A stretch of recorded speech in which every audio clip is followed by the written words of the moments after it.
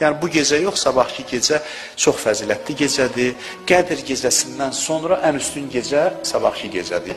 Çox fəzilətlidir. Müqəddəratın təyin olunmasında Qədr gecəsindən əlavə bu gecənin də önəmi var. Hətta deyirlər ziyarətlər də bu gecə yazılır. Ziyarət arzusunda olanlar o gecədə dua eləsinlər, ziyarət. Başqa nə hacətləri var, dua eləsinlər. Şabaniyə münacatını oxumaq yaxşıdır. İmam Zamanın öz ziyarəti var. 100 dəfə təsbihat ərbəyə deyə bilərsiniz. Subhanallah və elhamdülillah və la ilahe illallah və Allahu ekber. Bunu 100 dəfə demək olar.